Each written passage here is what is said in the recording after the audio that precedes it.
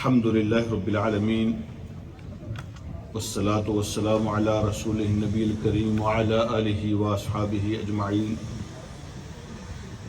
اما بعد فاعوذ باللہ من الشیطان الرجیم بسم اللہ الرحمن الرحیم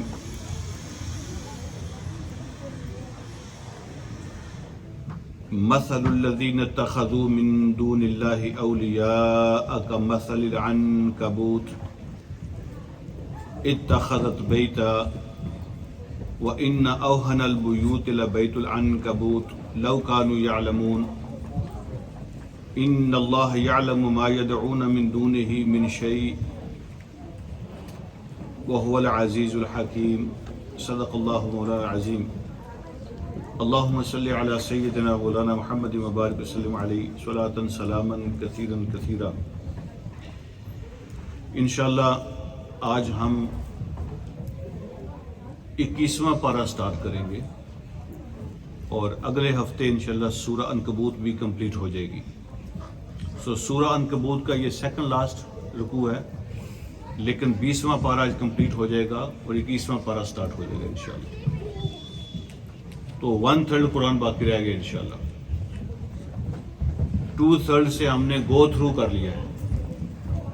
سمجھ تو نصیب کی بات ہے نا جی، تو گو تھرو کیا ہے۔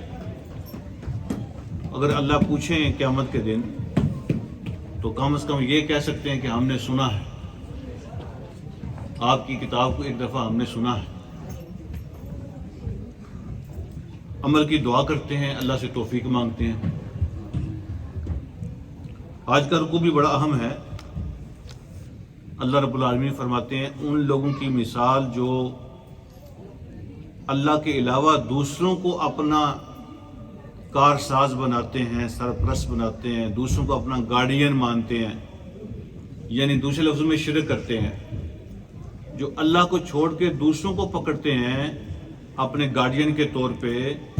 فرماتے ہیں اللہ پاک کمثل العنکبوت اتخذت بیتا، ان کی مثال سپائڈر کی ہے، مکڑی کی۔ سپائڈر جس نے اپنا گھر بنایا ہو، یعنی سپائڈر کے گھر کی طرح اس کی مثال ہے۔ ان اوہن البیوت لبیت العنکبوت، تمام گھروں میں سے جو اس دنیا میں بناتی ہیں مخلوقات، تمام گھر جو کوئی بھی مخلوق اپنے لیے بناتی ہے، ان سارے گھروں میں سے جو سب سے کمزور گھر ہے وہ مکڑی کا گھر ہے۔ لیکن مکڑی کیا سمجھتی ہے؟ وہ کیا سمجھتی ہے کہ میرا گھر سب سے مضبوط گھر ہے، لیکن اللہ فرماتے ہیں کہ اس کا گھر سب سے کمزور ہے۔ جس کا گھر ہوتا ہے وہ یہ سمجھتا ہے میرا گھر سب سے اچھا ہے۔ تمام گھروں میں سے جو کیڑے بناتے ہیں، جو پرندے بناتے ہیں، جو انسان بناتے ہیں، کوئی جانور بناتے ہیں، جتنے بھی گھر دنیا میں کوئی مخلوق بناتی ہے، ان سب میں جو کمزور ترین گھر ہے، ویکسٹ ہاؤس اور weakest place to live is the house of spider. لو کانوا یعلمون، اللہ فرماتے ہیں کاش لوگوں کو سمجھ آ جائے، کاش وہ جان لیں کہ جن کو ہم پکارتے ہیں اللہ کو چھوڑ کے ان کی حیثیت کیا ہے۔ کاش ان کو یہ مسئلہ سمجھ آ جائے، ان کی حقیقت کا پتہ چل جائے۔ تو جتنے بھی گھر جو ہے نا بنائے جاتے ہیں دنیا میں، ان سب میں سے کمزور جو ہے وہ مکڑی کا گھر ہے۔ اب اللہ رب العالمین نے ان لوگوں کے بارے میں کیا بات شاہ فرمائی جو اللہ کو چھوڑ کے دوسروں کو پکارتے ہیں، یہ ہے ان کی مثال۔ اب اس میں ان کی فلسفی بھی آتی ہے، ان کے ریسورسز بھی آتے ہیں، ان کی ڈیولپمنٹ بھی آتی ہے، اور ان کی ڈیفرنٹ لوجیز بھی آتی ہیں، ٹیکنالوجی، اسٹرانومی، بڑی بڑی ان کی پاور جو ہیں، ان کی بڑی ترقی ہر چیز میں شامل ہے۔ ان کی سویلائزیشن، ان کی انوویشن ہر چیز میں شامل ہے۔ وہ سمجھتے ہیں ہم تو آسمانوں سے اوپر چلے گئے ہیں، لیکن اللہ فرماتے ہیں حقیقت میں اللہ کے مقابلے میں وہ مکڑی کے جالے سے بھی کمزور ہیں۔ یعنی ایک انگلی جو ہے نا، ایک انگلی اس کی بھی ضرب اور ٹھوکر برداشت نہیں کر سکتا مکڑی کا گھر، اور ایک زور کی پھونک مارے نا تو وہ بھی برداشت نہیں کر سکتا مکڑی کا گھر۔ یہ ان کی حیثیت ہے جو سمجھتے ہیں کہ دنیا کے رب ہم ہیں، وہ جو سمجھتے ہیں کہ دنیا ہم چلا رہے ہیں اور پوری دنیا کی قسمت کے فیصلے ہم کرتے ہیں، اور پوری دنیا جو ہے نا اس میں ہم فیصلہ کریں گے کہ کون سا قانون چلے گا اور کون سا نہیں چلے گا۔ تو ان کو اللہ فرماتے ہیں جو اللہ کو چھوڑ کے دوسروں کو پکارتے ہیں وہ مکڑی کے گھر کی طرح۔ ویسے میں یہاں چلتے چلتے ایک بات آپ سے عرض کر دیتا ہوں، عام طور پہ لوگ پوچھتے رہتے ہیں یہ اگر کمرے میں کہیں گھر میں مکڑی نے گھر بنایا ہو تو اس کو توڑا جا سکتا ہے کہ نہیں توڑا جا سکتا ہے، گناہ ہے، ثواب ہے، کیا چیز ہے؟ گھر کو اللہ پاک نے صاف رکھنے کا حکم دیا ہے۔ دین ہمارا کہتا ہے کہ صفائی جو ہے نا اس میں آدھا ایمان ہے، تو گھر کی صفائی کرو۔ ہر وہ چیز جو آپ کو گھر میں گندی لگتی ہے تو آپ اس کی صفائی کریں گے، گھر کو گندا نہیں چھوڑ سکتے۔ اور اگر آپ کو اس کی ضرورت نہیں ہے، کسی ایسی جگہ پہ وہ بنا ہوا اس کا گھر جو آپ کو پریشان نہیں کرتا، تو خام خواہ کسی مخلوق کے گھر کو توڑنے کی اس کی بھی ضرورت نہیں ہے۔ اور جو آپ کو پریشان کر رہی ہے چیز، تو دنیا کی ہر چیز انسان کو سرو کرنے کے لیے ہے، تو جو آپ کے گھر کو چیز کو گندا کر رہی ہے، جو آپ کو پریشان کر رہی ہے، آپ اس کو ہٹا سکتے ہیں۔ وہ اور بنا لیتی ہے، اس کو تو 1 منٹ لگتا ہے گھر بنانے میں، کسی اور جگہ بنا لے گی۔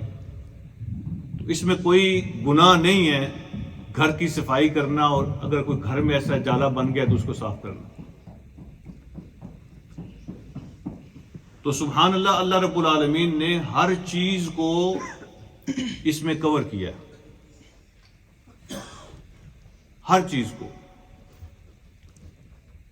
A to Z۔ جو ان کی سوسائٹی میں جن چیزوں پہ بڑا ناز ہے ان کو، وہ ساری چیزیں اللہ نے اس میں کور کر دی ہے۔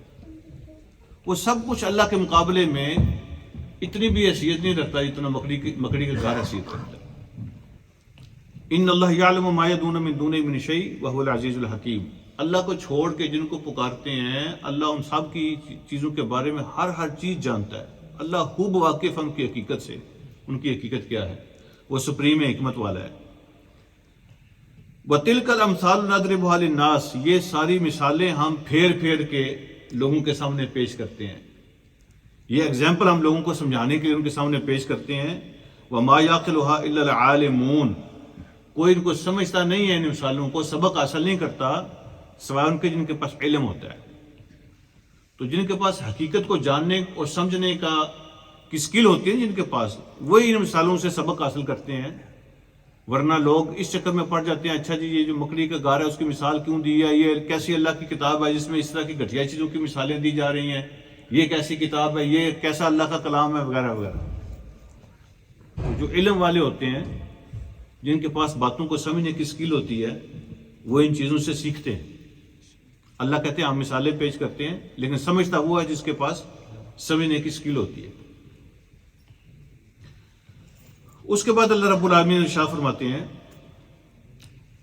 خلق اللہ السماوات والارض بالحق، اللہ نے آسمانوں اور زمین کو کسی ریزن کے ساتھ پیدا کیا۔ اس کی کوئی ریزن ہے پیچھے؟ آسمانوں اور زمین کو پیدا کیا اللہ پاک نے، اس کے پیچھے کوئی پرپز ہے۔ بالحق کا معنی ہے ایک حقیقی اور ریئل پرپز۔ اللہ رب العالمین نے آسمانوں زمینوں کو ایک حقیقی ریئل پرپز کے لیے پیدا کیا، اور وہ ہمیں دکھا رہے ہیں۔ آسمان اور زمین ہمیں سمجھا رہے ہیں۔ اس کا ایک معنی یہ ہے کہ اللہ نے آسمانوں اور زمین کو حق کا ساتھ دینے کے لیے پیدا کیا ہے۔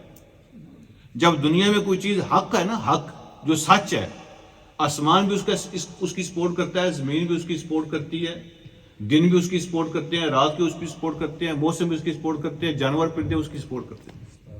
اور جو حق نہیں ہے تو کائنات کی ہر چیز اس کے خلاف ہوتی ہے، اور وہ کائنات کی ہر چیز کو ڈسٹرب کر رہا ہوتا ہے۔ اللہ نے آسمانوں زمینوں کو حق کے ساتھ پیدا کیا ہے، وہ حق کے ساتھ خوش ہوتے ہیں۔ یہ کائنات کی چیزیں جو انسان کی خدمت کے لیے اللہ نے پیدا کی ہیں، جب ان چیزوں کو غلط استعمال کیا جاتا ہے تو وہ چیزیں اللہ کے ہاں شکایت کرتی ہیں، ان کو تکلیف ہوتی ہے. اور جب یہاں کوئی حق ہو رہا ہوتا ہے اور درست طریقے سے کوئی ان کو استعمال کر رہا ہوتا ہے تو وہ خوش ہوتی ہے. آسمانوں زمینوں کا سارا نظام اللہ رب العالمین نے حق کے ساتھ پیدا کیا ہے، وہ حق کے ساتھ خوش رہتا ہے. ہماری دعائیں کیوں نہیں قبول ہوتی؟ نیکیاں لوگ کرتے ہیں، کوشش کرتے ہیں، اثر نظر نہیں آتا، اس لیے کہ جس ماحول میں ہم نیکیاں کر رہے ہیں نا وہ ماحول ٹھیک نہیں ہے، اور اس کے اندر اس کا اثر ختم ہو جاتا ہے، زائل ہو جاتا ہے. تو سروس جو ہے سگنل صحیح نہیں ہے جو ہماری نیکی کو ہماری روح کے اندر اس کو خوش کر دیں. روح خوش نہیں ہے، سکون اطمینان نہیں ہے، اس لیے کہ پورے کا پورا ماحول جو ہے نا ہم نے گناہوں سے بھرا ہوا ہے. تو یہ جو کائنات کا نظام ہم نے خراب کیا ہوا ہے نا، اس میں وہ نیکی کے اندر سکون نہیں رہا، اور گناہ کی طرف لوگوں کی رغبت زیادہ ہو گئی ہے. اور اگر یہ کائنات، کیونکہ یہ کائنات پوری حق کے ساتھ چلتی ہے، جب یہاں نہ حق اور غلط ہوتا ہے تو کائنات خراب ہو جاتی ہے، اور جب یہاں حق اور صحیح ہوتا ہے تو کائنات صحیح چلتی ہے. پھر آپ دیکھیں گے دعاؤں میں اثر ہو جاتا ہے اور بندے کو سکون ملتا ہے. تو اپنے ماحول کو ٹھیک رکھنا سکون کے لیے اور قبولیت کے لیے ضروری ہے. اللہ رب العالمین فرماتے ہیں ان فی ذلک لآیۃ للمؤمنین، اس میں بڑی خاص نشانیاں ہیں ایمان والوں کے لیے. آسمانوں اور زمینوں کے سسٹم کے اندر نشانیاں ہیں ایمان والوں کے لیے. اب یہاں سے 21واں پارہ سٹارٹ ہو رہا ہے. اتلو ما اوحی الیک من الکتاب واقم الصلاۃ. اب اللہ رب العالمین نے کتنی آپ کو مثالیں دی ہیں ساری قوموں کی. ابراہیم علیہ الصلوۃ والسلام، شعیب علیہ الصلوۃ والسلام، لوط علیہ السلام، ان کی ساری قوموں کی مثالیں پیش کی ہیں، عاد کی، سمود کی مثالیں پیش کی ہیں. اور مکہ کے اندر جب یہ آیتیں نازل ہو رہی تھی، یہاں جو ماحول ہے اس کو ذہن میں رکھیں، جو مکن انوائرمنٹ ہے اس کو ذہن میں رکھیں. کتنا ٹف اور ٹینس ماحول ہے، بڑی آزمائشوں سے لوگ گزر رہے ہیں، بڑی تکلیف میں ہیں. تو اس ماحول میں اللہ رب العالمین کیا حکم دیتے ہیں؟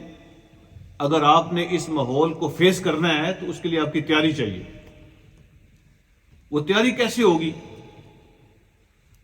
وہ پریپریشن کیسے ہوگی اس سب کو فیس کرنے کے لیے؟ اللہ فرماتے ہیں اتلو ما اوحی الیک من الکتاب. پہلی بات تو یہ ہے کہ جو کتاب ہم آپ کی طرف بھیج رہے ہیں نا، قرآن، اس کی تلاوت کریں. یہ پہلا سورس ہے آپ کو انٹرنل پاور دینے کے لیے اور آپ کے اندر ابیلٹی پیدا کرنے کے لیے کہ آپ مشکل کو فیس کر سکیں. تلاوت کریں. حضور علیہ الصلوۃ والسلام کی کچھ حدیث ہیں، میں نے ان کے ریفرنس لکھے تھے تاکہ ہمیں یہ ذرا اندازہ ہو سکے کہ تلاوت کا مطلب کیا ہے. جب اللہ کہہ رہے ہیں کہ تم قرآن کی تلاوت کرو تمہارے اندر طاقت آ جائے گی ان چیزوں کو فیس کرنے کے لیے. دوسرا حکم دیا وہ اقیم الصلاۃ، اور نماز کی اقامت کرو، نماز کو قائم کرو. اقامت جو ہوتی ہے نا، سیدھا کرنا کسی چیز کو، مضبوط کرنا، یہ لفظ بلڈنگ کے لیے استعمال ہوتا ہے. یہ جو بلڈنگ ہوتی ہے نا اس کے لیے استعمال ہوتا ہے. اس کا مطلب یہ ہے کہ نماز کو بھی پروٹیکٹ کرو، اس کی سائڈوں پہ بلڈنگ ہونی چاہیے. نماز ایک بلڈنگ کی طرح ہے، تو اپنی بلڈنگ کو مضبوط کرو، اپنی بلڈنگ کی حفاظت کرو، اس کی کمزوریوں کو دور کرو. یہ ہے اقامت صلاۃ. نماز کے اندر جو کمزوریاں پیدا ہو جائیں، جیسے تمہارے گھر میں لیکنگ ہو جاتی ہے، ٹھیک ہے، واٹر سپلائی صحیح نہیں آتی، الیکٹریسٹی صحیح نہیں آ رہی، وہ ایئر ٹائٹ نہیں ہے، وہ واٹر ٹائٹ نہیں ہے، اس کے اندر کوئی بھی گڑبڑ ہے، آپ اس گھر میں سکون سے نہیں رہ سکتے، وہ گھر کمزور ہو جاتا ہے. اقامت صلاۃ بھی یہ ہے کہ اپنی نماز کی حفاظت کرو، اس بلڈنگ کو صحیح کرو، اس کے اندر جو خامی کمزوری پیدا ہوگی اس کو ٹھیک کرو. تو یہ دو باتوں کا اللہ پاک نے حکم دیا. پھر فرمایا، میں آتا ہوں اس پہ تلاوت کیا ہوتی ہے اور نماز کیا ہوتی ہے، اس کی اقامت کیا ہوتی ہے. پھر فرمایا ان الصلاۃ تنہی عن الفحشاء والمنکر، بے شک نماز روکتی ہے بے حیائی سے اور برائی سے. وَلَا ذکر اللہ اکبر، اور اللہ کی یاد اس سے بھی بہت بڑی چیز ہے، نماز سے بھی بہت بڑی چیز ہے. واللہ یعلم ما تصنعون، اور جو کچھ تم کرتے ہو اللہ ہر چیز کو جانتا ہے. یہ جو خاص آیت ہے نا، اس کی تھوڑی سی تفصیل آپ سے عرض کرنی ہے. دو باتیں اللہ فرماتے ہیں، نماز اور تلاوت. مشکل کو فیس کرنے کے لیے تمہارے اندر پاور آ جائے گی. یہ تلاوت ہوتی کیا ہے؟ حضور علیہ الصلوۃ والسلام ارشاد فرماتے ہیں کہ یہ لفظوں کے پڑھنے کا نام تلاوت نہیں ہوتا. بندہ لفظوں کو پڑھ رہا ہے تو ہم سمجھتے ہیں تلاوت کر رہے ہیں.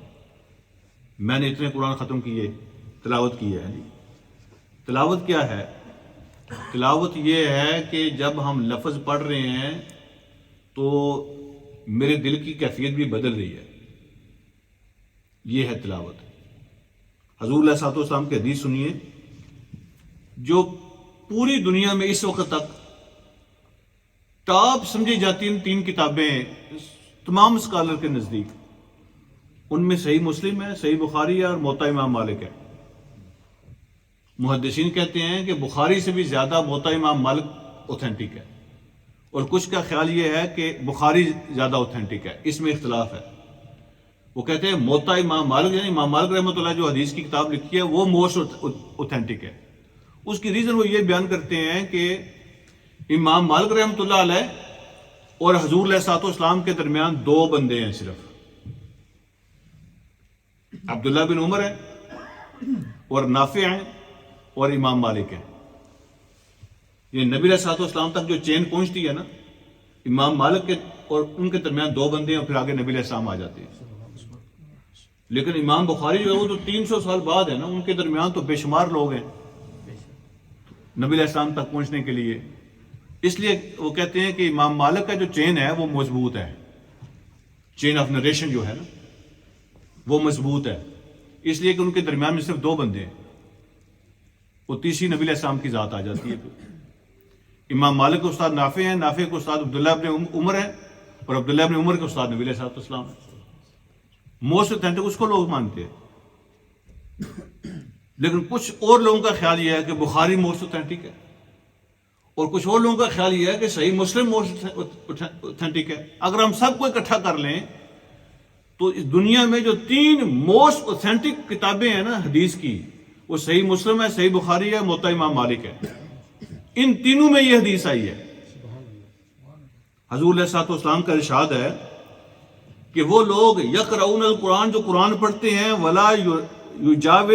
ولا یجاوز حناجرہم، قرآن ان کے حلق سے نیچے نہیں اترتا. قرآن ان کے گلے سے نیچے نہیں جاتا، زبان کی حد تک ہے، دل کی طرف نہیں جاتا. یمرقون من الدین مروق السم من الرمیہ، وہ دین سے ایسے نکل جاتے ہیں جیسے تیر کمان سے نکل جاتا ہے. یعنی زبان پر تو قرآن جاری ہے، تلاوت ہو رہی ہے، لیکن اس سے نیچے نہیں جا رہا. جیسے تیر نکل جائے تو کمان خالی ہوتی ہے نا، تو اسی طرح قرآن جاری ہے لیکن نیچے کچھ نہیں ہے، حلق سے نیچے نہیں جاتا. تو یہ تلاوت نہیں ہے. تلاوت یہ ہے کہ اس سے نیچے قرآن اترے. میں قرآن میں کتنا اترا، یہ تلاوت نہیں ہے. تلاوت یہ ہے کہ قرآن میرے اندر کتنا اترا، یہ ہے اصل تلاوت. اور حضور علیہ الصلوۃ والسلام نے ارشاد فرمایا ہے، ما آمن بالقرآن من استحل محارمہ. یہ ترمذی کی حدیث ہے. وہ آدمی جس نے قرآن کی حرام کی ہوئی چیزوں کو حلال کر لیا، وہ قرآن پہ ایمان ہی نہیں لایا. تو ہمیں تو پتہ ہی نہیں ہے حلال ہے کیا اور حرام کیا، قرآن نے کس کو حلال کیا کس کو حرام کیا، کیونکہ ہم تو صرف لفظ جانتے ہیں، عربی والا، تلاوت والا، مطلب تو ہمیں پتہ ہی نہیں ہے. جس نے قرآن کے حرام کو حلال کر لیا وہ قرآن پہ ایمان نہیں لایا. ہم پڑھ بھی رہے ہوتے ہیں اور وہی کام کر بھی رہے ہوتے ہیں جس سے قرآن نے منع کیا ہوا ہے. تو جس سے قرآن منع کرتا ہے اگر ہم وہی کر رہے ہیں تو پھر ہمارا قرآن پہ ایمان نہیں ہے. تلاوتیں کرتے جاؤ. یہ کتنی اہم چیز ہے کہ تلاوت کرو اس بات کی جو ہم نے آپ کی طرف وہی کی ہے، یہ والی تلاوت. اور حضور علیہ الصلوۃ والسلام ارشاد فرماتے ہیں کہ القرآن حجت لک و علیک. قیامت کے دن قرآن 2 قسم کی گواہی دے گا. کچھ لوگوں کے حق میں اور کچھ لوگوں کے خلاف. اب یہ تم پہ ڈیپینڈ کرتا ہے کہ قرآن کو اپنے حق میں کرتے ہو یا اپنے خلاف کرتے ہو. قرآن تیرے حق میں بھی گواہی بن سکتا ہے، تیرے خلاف بھی گواہی بن سکتا ہے. تو قرآن کہے گا اللہ یہ پڑھتا تو بہت تھا، میری مانی کبھی نہیں اس نے، مجھے اس سے بڑی تکلیف ہوتی ہے، اس نے مجھے بڑا دکھ دیا ہے. پڑھتا تھا، مانتا نہیں تھا، مجھے اس نے خوش نہیں رکھا. شکایت کرے گا، ہمارے خلاف گواہی دے گا. اور جو کوشش کرتے ہیں کہ قرآن کو خوش رکھیں، تلاوت گلے سے نیچے بھی اترتی ہے، تو قرآن کہے گا اللہ میں خوش تھا، میں راضی تھا، اس کی کوشش ہوتی تھی. تو جب قرآن کہے گا میں راضی ہوں تو اللہ اس بندے کو بھی راضی کریں گے. ایک جملہ لکھا ہے مولانا مودودی علیہ رحمت نے، بڑی دیر تک میں اس پہ سوچتا رہا.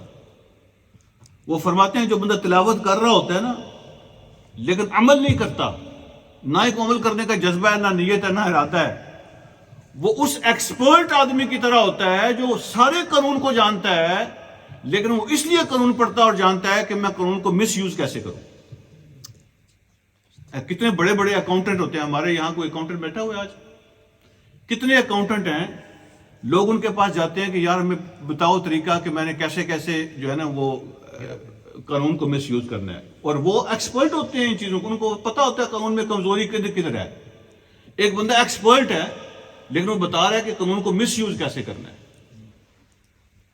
بڑے بڑے وکیل ہیں، وہ قانون کو اچھی طرح جانتے ہیں لیکن وہ اس لیے زیادہ پڑھتے ہیں قانون کہ ہم بتا سکیں لوگوں کو کہ مس یوز کیسے کرنا ہے، قانون کے اندر کمزوری کدھر کدھر ہے اور ہم اس کمزوری سے کیسے فائدہ اٹھا سکتے ہیں. تو وہ فرماتے ہیں کہ وہ آدمی جو قرآن کو بہت پڑھتا ہے وہ اسی آدمی کی طرح ہے جو قانون پڑھتا ہے، وہ اس لیے پڑھ رہا ہے کہ میں اس کو چیک کروں کہ کہاں کہاں کمزوری سے فائدہ اٹھایا جا سکتا ہے.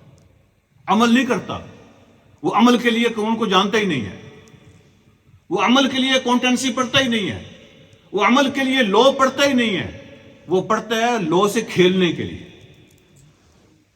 اور اس کو مس یوز کرنے کے لیے. تو تلاوت یہ ہے کہ گلے سے نیچے اترے اور بندے کی یہ خواہش بھی ہو، نیت بھی ہو، کوشش بھی ہو کہ میں اس پہ عمل بھی کروں، قرآن کی بات بھی مانوں. اس کے بعد اللہ فرماتے ہیں کہ نماز کی اقامت کرو. اب 2-3 باتیں نبی علیہ السلام کی آپ سماعت فرما لیں نماز کے بارے میں جو آپ نے ارشاد فرمائی ہیں. آپ اندازہ فرمائیں کہ یہ مکی زندگی کی بات ہے. مکی زندگی میں اللہ ان کو بتا رہے ہیں کہ جو فزیکل ریسورسز ہیں نا ان سے زیادہ قیمتی ہے تمہارے اندر جو اخلاقی پاور آئے. فزیکل ریسورسز فیل ہو جاتے ہیں، وہ بندے کو پروٹیکٹ نہیں کرتے، اس کے اندر جرت پیدا نہیں کرتے، لیکن جو اخلاقی طاقت ہوتی ہے وہ انسان کے اندر جرت پیدا کرتی ہے. اور مکے والے جس ماحول سے گزر رہے تھے اللہ نے ان کو فرمایا کہ مادی طاقت کو چھوڑو، روحانی طاقت اور اخلاقی طاقت پیدا کرو. وہ کیسے پیدا ہوگی؟ قرآن کے ساتھ اور نماز کے ساتھ.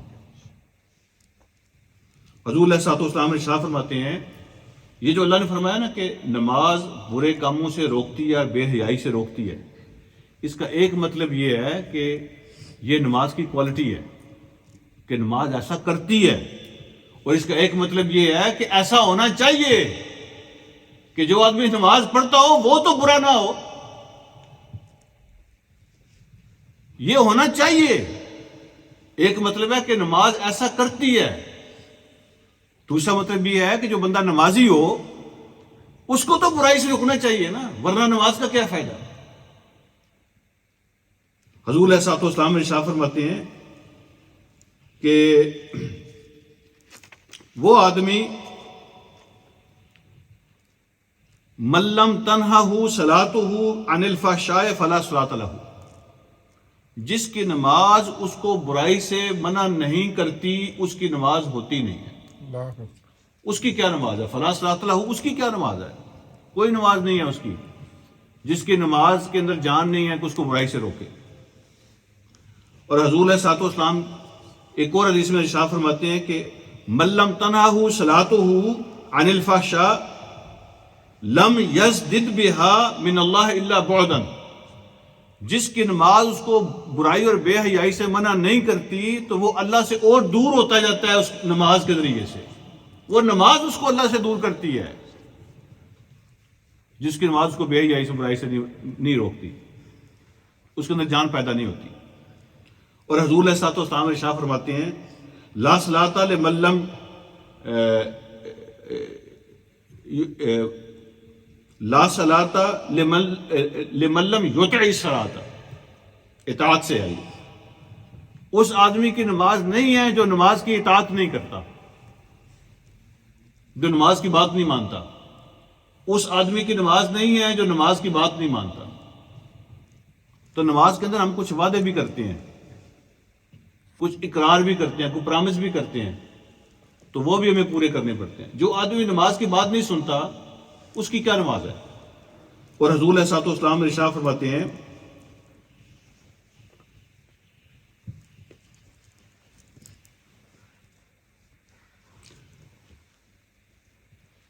یعنی آپ تھوڑا اندازہ فرمائیں کہ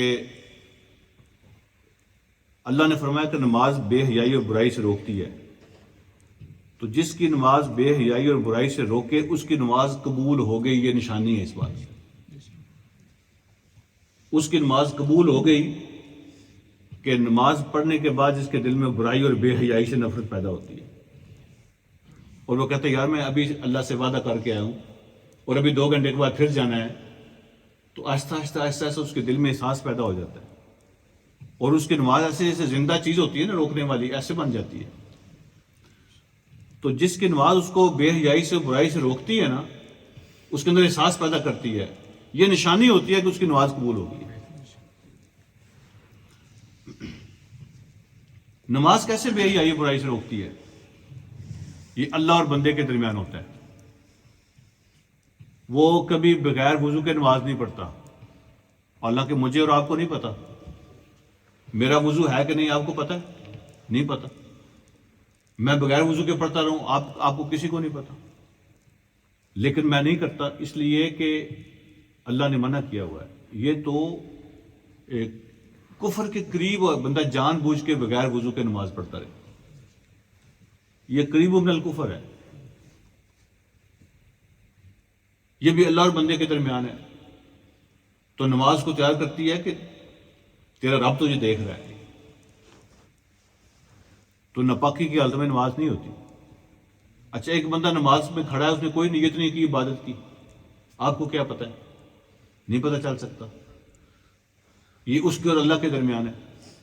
اس کے کپڑے پاک ہیں یا نہ پاک ہیں، آپ کو کیا پتہ ہے؟ یہ اس کے اور اللہ کے درمیان ہے.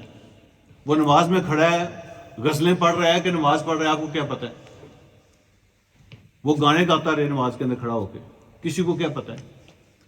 یہ اس کے اور اللہ کے درمیان ہے. ایک آدمی نمازی ہے، اس کا مطلب ہے اس کے اندر اللہ پر ایمان پکا ہے، وہ اپنی طہارت کرتا ہے، اس کی جرت نہیں ہوتی کہ وہ اللہ کے سامنے بغیر پاکی کے کھڑا ہو جائے. کسی اور کو نہیں پتا لیکن وہ اللہ سے جڑا ہوا ہے. تو یہ نماز جو ہے نا اس کا اللہ کے ساتھ رابطہ کرا دیتی ہے، اور اس کو پتا ہے کہ میں 2 گھنٹے کے بعد پھر جانا ہے اللہ کے پاس. تو پھر جا کے اللہ سے کیا کہوں گا؟ ابھی وعدہ کر کے آیا ہوں، تو پھر 2 گھنٹے کے بعد جا کے ملاقات کرنی ہے، تو پھر جا کے یہ سارے یہ کام دھندے کروں گا. ابھی میں نماز پڑھ کے نکلا ہوں، ابھی یہ کام کروں گا. تو نماز ہر وقت اس کے ساتھ ہوتی ہے اور وہ محسوس کرتا ہے نماز میرے ساتھ ہے. اللہ کہتے ہیں نمازی آدمی کو برائی اور بے حیائی سے رکنا چاہیے.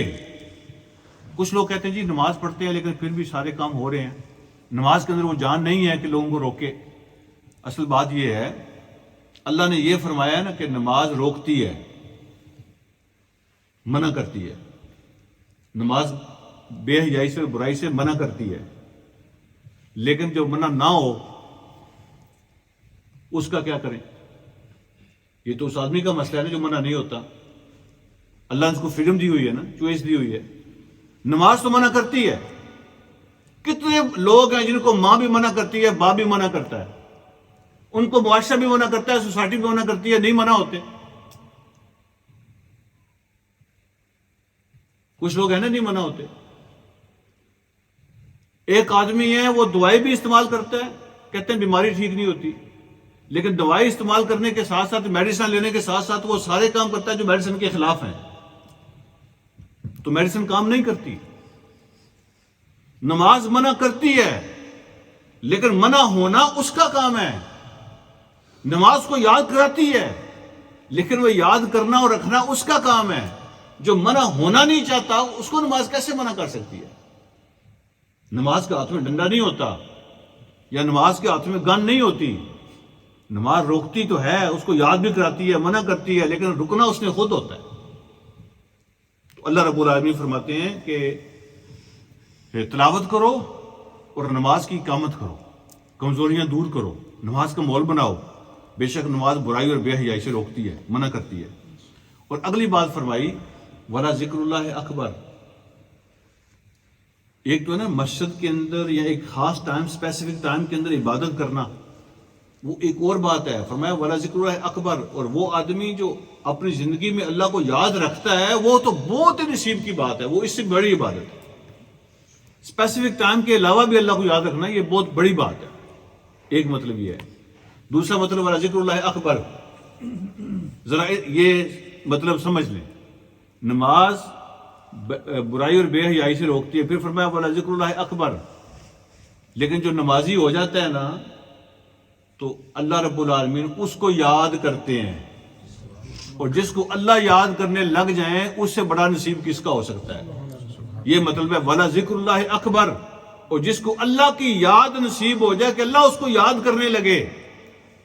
ترمذی کی حدیث ہے کہ جب بندہ اپنی رضائی چھوڑ کے آتا ہے نا سردی کے مہینے میں، گرم گرم بستر چھوڑ کے آتا ہے، تو اللہ رب العالمین فرشتوں کو بتاتے ہیں کہ میرے بندے کے بستر کو دیکھو اور اس کی گرمی کو دیکھو، اس کی ہیٹ کو دیکھو۔ تو اس نے اس سردی کے موسم میں اپنی گرم بستر کو چھوڑا ہے، اپنی گرم رضائی کو چھوڑا ہے، اور وہ میرے سامنے کھڑا ہو گیا ہے نماز کے لیے۔ تو میں کئی دفعہ ساتھیوں کو کہتا ہوتا ہوں نا کہ مجھے یقین ہے کہ جو رب آپ کی رضائی اور بستر کی بات کرتا ہے وہ آپ کی ٹیکسی بھی کی بات کرتا ہے، وہ آپ کی دکان کی بھی بات کرتا ہے، وہ آپ کے بزنس کی بھی بات کرتا ہے، وہ آپ کے دوستوں کی بھی بات کرتا ہے، آپ کی مجلسوں کی بھی بات کرتا ہے۔ دیکھو وہ کتنا پھنسا ہوا تھا دوستوں کے درمیان، پھر بھی اٹھ کے آیا نماز کے لیے۔ اس نے چھوڑ دیا اپنی مجلس، اس نے چھوڑ دیا یہ اپنی دکان کو، چھوڑ دیا اپنی ٹیکسی کو اور بزنس کو، اور کھڑا ہو گیا میرے سامنے۔ جو اور آپ بستر کی بات کرتا ہے نا، بستر سے مشکل چیزیں جو ہوتی ہیں ان کا ڈیفینیٹلی ذکر کرتا ہے۔ تو یہ ہے وَلَا ذِكْرُ اللَّهِ اکبر، اور جس کو پھر اللہ یاد کرنے لگ جائے فرشتوں کے سامنے تو اس سے بڑا نصیب اور کس کا ہو سکتا ہے؟ یہ بڑے نصیب کی بات ہے۔ واللہ یعلم ما تصنعون، اللہ سب جانتے ہیں جو کچھ تم کرتے ہو۔ اور آج کے سبق کی جو آخری بات ہے، 2 پوائنٹ ہے، سوری۔ اللہ رب العالمین طریقہ بتایا ہے، وَلَا تُجَادِلُوا أَهْلَ الْكِتَابِ إِلَّا بِالَّتِي هِيَ أَحْسَنُ، اور اہل کتاب کے ساتھ آرگومنٹ نہ کرنا، جھگڑا نہ کرنا، سوائے اس طریقے کے جو بیٹر ہو۔ إِلَّا بِالَّتِي هِيَ أَحْسَنُ، اگر تمہیں کوئی بیٹر طریقہ آتا ہے نا ان کے ساتھ آرگو کرنے کا، بیٹر مین ان سے بہتر تمہارا طریقہ ہونا چاہیے۔ احسن کا معنی ہوتا ہے کمپیریٹیولی، جن کے ساتھ تمہاری گفتگو ہو رہی ہے، بات چیت چل رہی ہے، بحث ہو رہی ہے، آرگومنٹ ہو رہی ہے، ان سے تمہارا طریقہ اچھا ہونا چاہیے۔ اور اگر تمہارے پاس اچھا طریقہ ہے نا ان سے بات کرنے کا تو پھر ان کے ساتھ آرگومنٹ کرو۔ تمہارا آرگومنٹ ان کے ساتھ برا نہیں ہونا چاہیے، اچھا ہونا چاہیے۔ اب جن کے ساتھ ہم نے آرگومنٹ کرنا ہے، اللہ ہمیں حکم دے رہے ہیں کہ تم ان سے بہتر ہو آرگومنٹ کے اندر، گفتگو کے اندر، ڈائلاگ کے اندر، اپروچ کے اندر، ایکسپلینیشن کے اندر، تم ان سے بہتر ہونے چاہیے۔ لیکن ہم ان سے کہاں بہتر ہیں؟ مجھے یہ بتائیں۔ اللہ نے ہمیں حکم دیا ہے کہ اہل کتاب یہودیوں اور عیسائیوں کے ساتھ جب بات کرو تو ان سے بہتر انداز ہونا چاہیے تمہارا۔ آج کل تو یہ جو ڈائلاگ اور گفتگو ہے نا، ایکسچینج آف ویوز ہے، اس کے اندر تو ہم بہت پیچھے ہیں، کوئی کمپیریزن ہے ہی نہیں ان کے ساتھ، اور وہ ہم سے بہت آگے ہیں۔ اللہ حکم دے رہا ہے وَلَا تُجَادِلُوا أَهْلَ الْكِتَابِ إِلَّا بِالَّتِي هِيَ أَحْسَنُ۔ جب اہل کتاب کے ساتھ تمہاری بحث ہو نا تو تمہارا طریقہ ان سے بیٹر ہونا چاہیے، بہترین طریقے سے بات کرنا۔ جس میں نفرت آ جائے جس میں گالی گلوچ آ جائے، جس میں وہ ان کو تم دور پش بیک کرنے شروع کر دو، وہ طریقہ نہیں۔ جو طریقہ ان کو قریب کرے، ان کے دل میں محبت پیدا کرے، ان کے دل میں نرمی پیدا کرے، وہ طریقہ۔ اگر آپ ان کو گالی دے کے بات کریں گے تو یہ محبت پیدا کرتا ہے، اور اگر آپ ان کے روڈ بلاک کر کے بات کریں گے تو محبت پیدا ہوتی ہے۔ ویسے ہی جاتے جاتے ان کو اب جو ہے نا ایسے مار دو گے تو یہ محبت پیدا کرتی ہے کہ چیز۔ ایسے طریقے اختیار کرنا سوسائٹی کے اندر جو نفرت پیدا کرتے ہوں، اللہ نے اسے منع کیا۔ اس کے بعد اللہ فرماتے ہیں اِلَّا الَّذِينَ ظَلَمُوا مِنْهُمْ، سوائے ان لوگوں کے ان میں سے جو ظالم ہیں۔ دو مطلب ہیں اس کے۔ ایک مطلب یہ ہے کہ جو ظالم ہیں ان کے ساتھ تو بات ہی نہ کرو، ان کے ساتھ تو آرگومنٹ کی ضرورت ہی نہیں ہے، ان کے ساتھ تو گفتگو کی ضرورت ہی نہیں ہے، ایکسچینج آف اوپینین ہے ان کے ساتھ ضرورت ہی نہیں ہے، ان کو چھوڑ دو۔ جن کے ساتھ کرنا ہے نا، جو ظالم نہیں ہے ان کے ساتھ کرو، لیکن اچھے طریقے سے کرو۔ دوسرا مطلب یہ ہے کہ جو ظالم لوگ ہیں اگر وہ ریڈ لائن کو کراس کرتے ہیں، تم پہ حملہ کرتے ہیں، اٹیک کرتے ہیں، ظلم کرتے ہیں، تو ان کے ساتھ تم جس کو کہتے ہیں نا ٹف بیہیویئر کہہ لیں، آپ جس کو کہتے ہیں، آپ اس کے ساتھ ٹف بیہیویئر کے ساتھ بات کر سکتے ہیں۔ جو ظالم ہے، جو زبان وہ سمجھتے ہیں وہ سمجھاؤ ان کو۔ ایک مطلب یہ ہے کہ ان کو چھوڑ دو، ظالموں کے ساتھ تو بات کرنی نہیں ہے نا، کرنی ان کے ساتھ ہے جو کرنا چاہتے ہیں۔ دوسرا مطلب یہ ہے کہ اچھے طریقے سے بات کرو سوائے ظالموں کے۔ تو جو ظالم ہو ان میں سے، تو وہ جو زبان سمجھتا ہوگا اسی زبان میں بات ہوگی۔ اس کے بعد اللہ رب العالمین نے ارشاد فرمایا، جو آخری بات ہے آج کے سبق کی، حضور علیہ الصلوۃ والسلام کی نبوت کی دلیل پیش کی کہ آپ واقعی اللہ کے نبی ہیں۔ اللہ فرماتے ہیں وَمَا كُنْتَ تَتْلُو مِن قَبْلِهِ مِن كِتَابٍ، اس قرآن کے اعلان سے پہلے آپ نے کبھی کوئی کتاب نہیں پڑھی،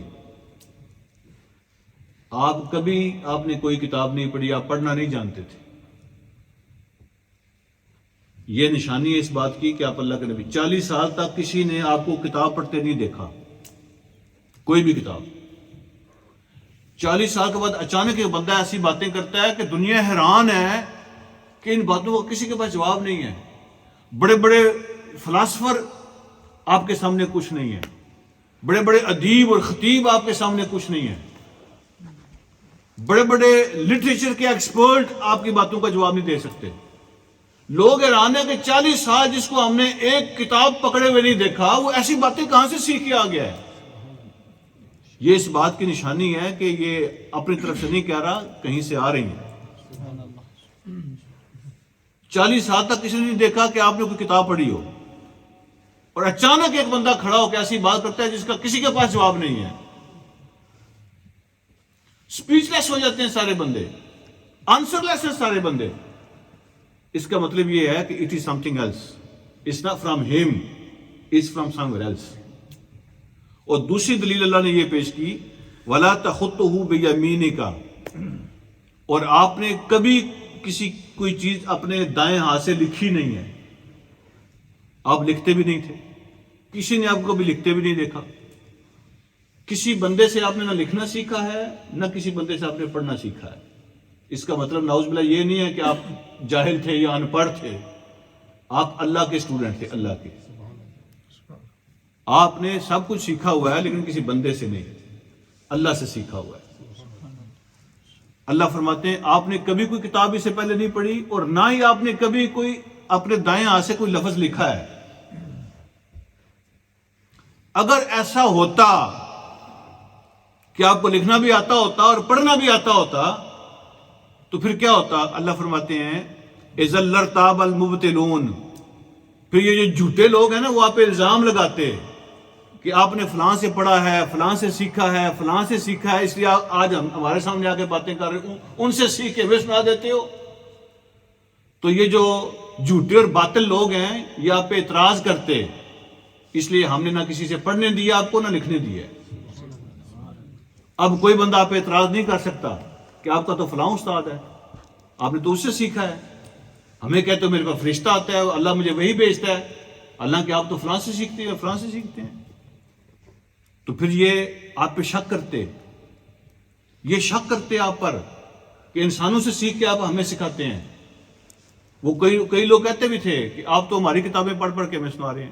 یہ باتیں جو تورات میں لکھی ہیں، انجیل میں لکھی ہیں، آپ ہماری کتابیں پڑھ کے سناتے ہیں، حالانکہ آپ نے کبھی کوئی کتاب پڑھی نہیں. اچھا، کچھ لوگوں نے کہا کہ حضور علیہ الصلوۃ والسلام لکھ سکتے تھے، اور انہوں نے مثال دی کہ صلح حدیبیہ جب ہوئی تھی، ٹیٹیا حدیبیہ، اور وہاں پہ وہ ایگریمنٹ لکھا جا رہا تھا، علی لکھ رہے تھے، تو جب آخر میں لکھا نا کہ یہ محمد رسول اللہ کی طرف سے ہے، ٹھیک ہے، میں سائن کروں گا اور تمہارا نمائندہ سائن کرے گا، یہ ایگریمنٹ مکمل ہو جائے گا. تو جب لکھا نا محمد رسول اللہ، تو انہوں نے سہیل بن عمر جو انہوں نے کہا ہم تو اس کو مانتے نہیں ہیں، ہم آپ کو اللہ کا رسول مانتے نہیں ہیں، آپ نے محمد رسول اللہ کیوں لکھا؟ ہمارا معاہدہ نہیں ہو سکتا. آپ نے فرمایا تم کیا چاہتے ہو؟ انہوں نے کہا محمد بن عبداللہ لکھو، حاذا ما قاض علیہ محمد بن عبداللہ، اس پہ لکھو کہ یہ وہ فیصلہ ہے جو محمد بن عبداللہ نے کیا ہے، محمد رسول اللہ نہیں لکھنا. اللہ کا رسول نہیں لکھ سکتے، عبداللہ کا بیٹا لکھو. تو حضور علیہ الصلوۃ والسلام فرمایا ٹھیک ہے، ہمارا مقصد جو ہے نا وہ کچھ اور ہے، ہم اس پہ اڑتے نہیں ہیں، بحث نہیں کرتے. حضرت علی سے فرمایا اس کو کاٹ دو، محمد بن عبداللہ لکھ دو. تو آؤٹ آف ریسپیکٹ حضرت علی نے عرض کیا کہ میں تو نہیں کاٹ سکتا اس کو، میں محمد رسول اللہ کو کیسے کاٹوں؟ میں نہیں کاٹوں گا. یعنی بندے کی اپنے ایموشنز ہوتے ہیں، اپنی اس کی فیلنگ ہوتی ہیں. حضور علیہ الصلوۃ والسلام نے اس کا بھی احترام کیا. تو آپ نے فرمایا اچھا مجھے بتاؤ کدھر ہے. تو آپ نے اس پہ قلم پھیر دیا اور کہا کہ اب لکھ دو محمد بن عبداللہ. میں نے کاٹ دیا ہے، اب تم لکھ دو محمد بن عبداللہ. 6 حدیثیں ہیں اس کے بارے میں، اور 6 کی 6 جو ہے نا وہ ڈیفرنٹ ہے، ہر میں کوئی نہ کوئی لفظ الگ ہے. ایک میں ہے کہ آپ نے فرمایا یہ لو میں نے کاٹ دیا، مجھے دکھاؤ کدھر ہے، کون سا لفظ ہے مجھے دکھاؤ. تو انہوں نے دکھایا کہ یہ ہے. آپ نے اس کو کاٹا اور کہا اچھا اب محمد بن عبداللہ لکھ دو.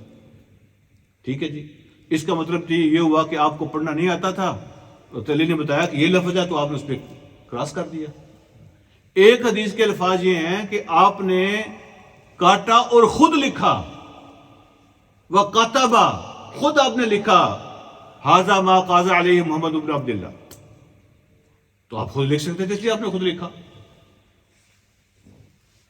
ٹھیک ہے جی، تو کہتے ہیں جی آپ لکھ سکتے تھے، یہ اس بات کا ثبوت ہے کہ آپ نے اپنا نام خود لکھا. تو لوگ کہتے ہیں کہ اصل میں صرف حضرت علی نہیں لکھ رہے تھے، محمد بن مسلمہ بھی ساتھ، 2 بندے تھے جو لکھ رہے تھے.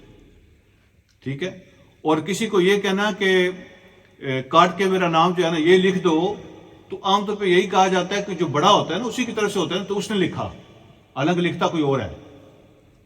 ایز اے سیکٹری کوئی اور لکھ رہا ہوتا ہے تو کہتے ہیں کہ اس نے لکھا، جس کے سائن ہوتے. تو کسی نے بھی زندگی میں حضور علیہ الصلوۃ والسلام کو کچھ لکھتے نہیں دیکھا.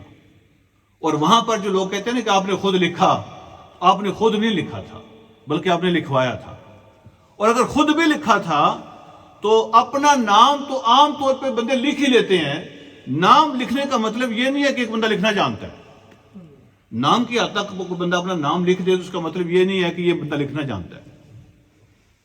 تو حضور علیہ الصلوۃ والسلام کو کسی نے لکھتے نہیں دیکھا، کسی نے آپ کو پڑھتے نہیں دیکھا، لیکن آپ نے بڑے بڑے اہل علم کو منہ بند کرائے ہیں، اور علم کے اندر کوئی آپ کو کراس نہیں کر سکتا. یہ اس بات کی نشانی ہے کہ آپ اللہ کے نبی ہیں. ٹھیک ہے، تو اللہ فرماتے ہیں کہ نہ آپ نے پہلے کوئی کتاب پڑھی، نہ آپ نے اپنے دائیں ہاتھ سے کوئی لفظ لکھا. اگر آپ ایسا کرتے تو یہ شک میں پڑ جاتے، یہ کہتے کسی اور سے سیکھا ہے. ہم نے آپ کو ایسا نہیں کرنے دیا، اللہ نے خود نہیں کرنے دیا، کسی سے سیکھنے نہیں دیا. اچھا، اس میں ایک لفظ ہے، آپ اس کو سمجھ لیں، لکھا ہوا ہے وَلَا تَخُطُّهُ بِيَمِينِكَ. آپ نے کبھی کوئی ایک لفظ بھی اپنے دائیں ہاتھ سے نہیں لکھا، بِيَمِينِكَ، دائیں ہاتھ سے. تو اس میں قرآن کہتا ہے کہ لکھنا دائیں ہاتھ سے چاہیے، رائٹ ہینڈ سے لکھنا چاہیے. قرآن میں یہ لکھا ہوا ہے وَلَا تَخُطُّهُ بِيَمِينِكَ، کہ آپ نے کبھی اپنے دائیں ہاتھ سے کچھ نہیں لکھا.